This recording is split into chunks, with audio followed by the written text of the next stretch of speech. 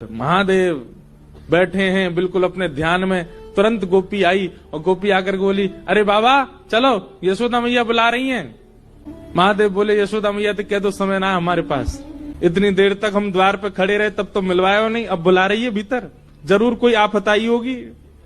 अरे बाबा तुम तो देखो कैसे सुंदर कैसे भोरे हैं, कैसे तुम्हारो स्वरूप, बाबा खूब बढ़िया आतन की रोटी बना के पवावेगी यशोदा मैया, चलो भीतर। महादेव बोले, अब हमारी कुछ शर्तें, पहले तो केवल दर्शन करना था पर अब हमारी शर्त है। क्या?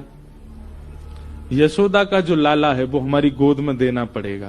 हमारी गोद में आएगा, हम उसको थोड़ी देर खिलाएंगे, थोड़ी देर उसके संग नृत्य करेंगे, थोड़ी देर जब आनंद हो जाएगा तब देके जाएंगे। पहले तो दर्शन में ही हम जा रहे थे दर्शन करके वापस, पर अब हमारे भाव बढ़ गए, अब हम गोदी में खिला के जाएंगे। मंजूर हो तो बताओ। मैया से जाके कही, मैया बोली ज्यादा ज्यादा रात तक रोवेगो लाला, सुबह तो शांत ही जाएगो, गोद में नहीं दूंगी बाकी में। ठाकुर जी ने जैसे ये बात सुनी, जैसे बच्चे रोते रोते कभी सांस चली जाती है बच्चों की, ऐसी रोते रोते ठाकुर जी की सांस चली गई। अब तो सब देखें तो मुंह खुल रहा है, आंसू निकल रहे हैं, लेकिन आवाज नहीं आ रही ठाकुर जी की। सब ने गोद में लिए, खूब थप्पी दी, ठाकुर जी की सांस नहीं आवे।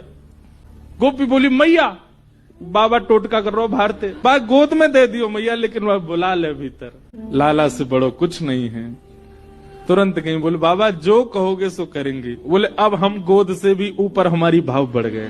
बोले, अब क्या भाव है आपका?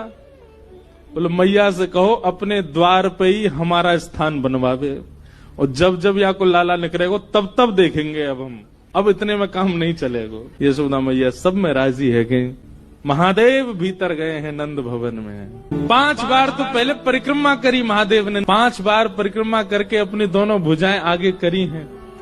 जैसे ही सुकोमल श्री ठाकुर जी, सांस रुक गई है, मोह लाल पड़ गया है, नेत्रंत आंसू गिर रहे हैं, जैसे ही महादेव की गोद में गए और महादेव ने गोद में लेकर के जैसे ही अपने अंक में भर के महादेव ने ठाकुर जी को देखा, ठाकुर जी की सांस वांस सब आ गई, धीमे धीमे लाल मणि नील मणि हेन लगे, नेत्र खुल गए। महादेव ने तो दृष्टि मात्र से ठाकुर जी को